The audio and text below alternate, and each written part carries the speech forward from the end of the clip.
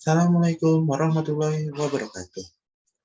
Nama saya Arif Ferdiansyah, NPM saya 213516516325, Prodi Ilmu Komunikasi. Di sini saya akan mempresentasikan tentang kelompok dan organisasi sosial.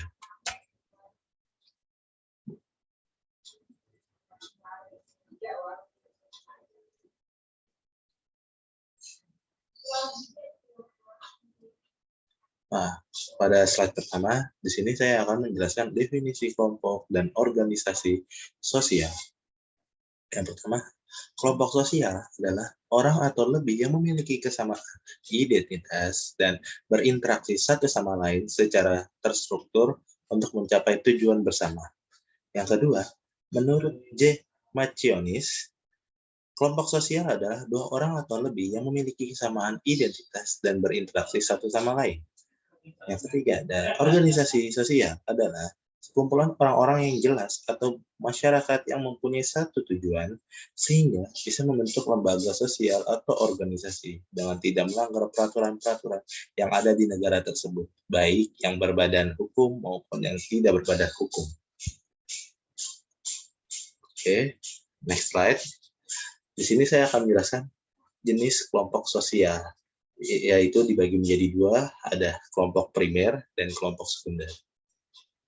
Kelompok primer adalah kelompok sosial kecil di mana anggotanya berbagi hubungan pribadi dan bersifat abadi. Sedangkan kelompok sekunder adalah kelompok sosial besar dan impersonal di mana anggotanya mengejar tujuan atau kegiatan tertentu. Oke, next slide.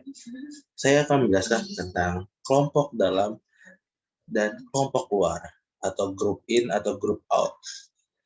Kelompok dalam adalah kelompok sosial di mana anggotanya merasa terhormati dan kesetiaan. Diperkenalkan oleh William Graham Summer pada tahun 1940. Sedangkan kelompok luar adalah kelompok sosial di mana anggotanya merasa bersaing atau oposisi.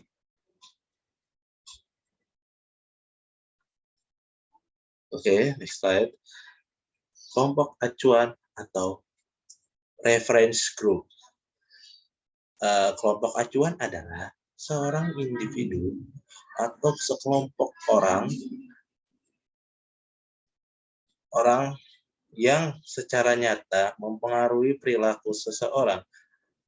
Kelompok acuan digunakan oleh seseorang sebagai dasar untuk perbandingan ada sebuah referensi dalam membentuk respon afektif, kognitif, dan perilaku.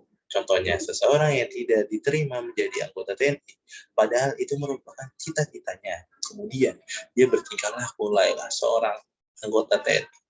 Hal ini menunjukkan bahwa TNI adalah reference group orang tersebut.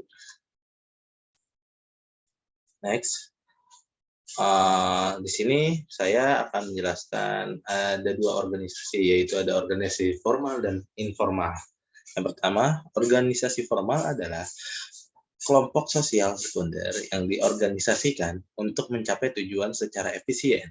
Yang kedua, menurut Macionis, membagi organisasi formal menjadi 3 tipe organisasi, yakni ada organisasi utilitarian, yang kedua ada organisasi normatif, yang ketiga ada organisasi koersif.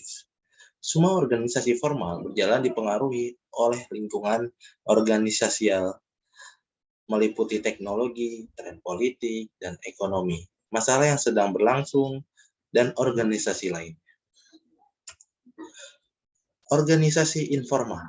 Organisasi informal adalah kumpulan dari 2 orang atau lebih yang terlibat pada suatu aktivitas serta tujuan bersama yang tidak disadari.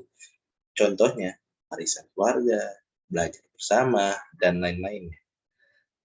Oke, selanjutnya ada perkembangan organisasi informal di dalam organisasi formal. Dikarenakan adanya ketidakmampuan organisasi formal dalam memenuhi kebutuhan-kebutuhan tertentu dari anggota organisasi normal itu sendiri.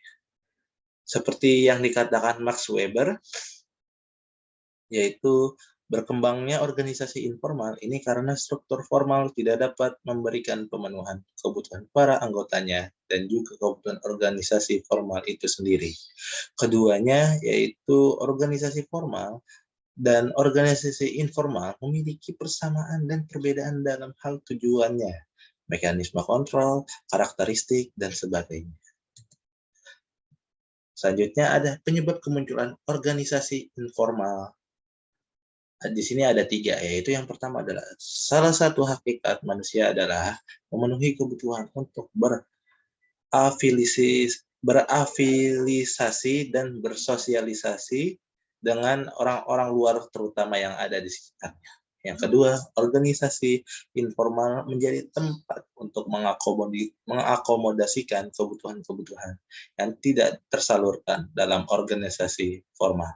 Yang ketiga, kemunculan organisasi informal muncul karena adanya persamaan keperluan yang terdapat dalam sekelompok orang. Sekian presentasi dari saya. Kurang lebihnya mohon maaf. Wabillahi taufiq wal hidayah. Wassalamualaikum warahmatullahi wabarakatuh.